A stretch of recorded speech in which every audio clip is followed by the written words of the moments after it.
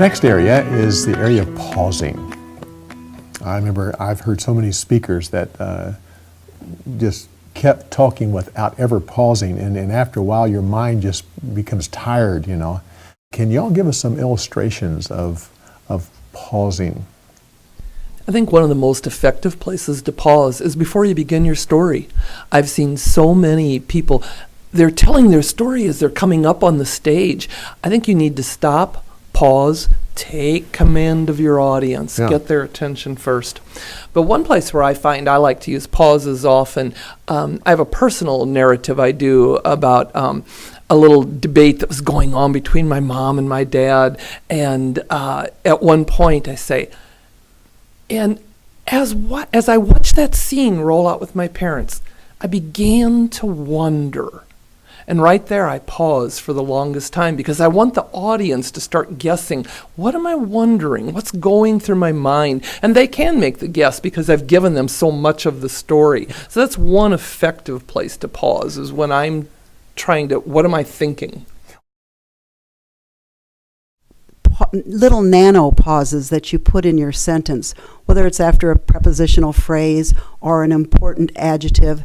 It isn't very long, but it's enough where your audience is able to catch up in the story, and that's very important. Instead of saying, like you said, a line of words, you want to break it up so that your audience can catch up. The master of the pause was Jackie Torrance. She could hold an audience. I saw her hold an audience, I swear it was for a full minute. And it was a fully pregnant pause. There wasn't one time the audience didn't take their eyes away from her. And she had gotten in trouble about something as a little kid. And at first, she had that little kid look, you know, and then there was a realization something bad was going to happen, and we all knew what that was. And she sees, you know, you could just follow along with her just in that silence, but just watching her face. And she really didn't use that much other gesture. Maybe her hands she used quite a bit, but not a lot of other gesturing. It was just her face and that pause that was magnificent. A fun use of a pause is when I've set something up so that when I pause, or when my character pauses in the middle of a sentence, the audience knows exactly what's coming, and they start to laugh before I even say what needs to be said. I have a little story that I tell sometimes about, and I'm a 10-year-old boy, and I'm the local librarian has tied me up in a chair. And I'm sitting there thinking, why am I mean, I know she told me not to whisper, you know, but I just whispered once, you know, I mean, and my mind is going on. And so there's several points when I'm sitting there just trying to figure out why, and finally the librarian picks up the phone. And I thought, oh no, she's going to call the newspaper.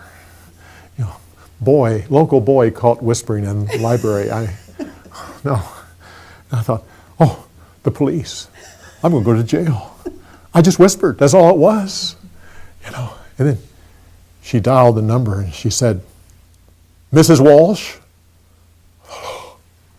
Not my mother. Oh no. Call the newspaper. Call the police, but not my mother. Mrs. Walsh, it's like this. You have my book? At that point, I paused. And I let everyone else fill it in, you know.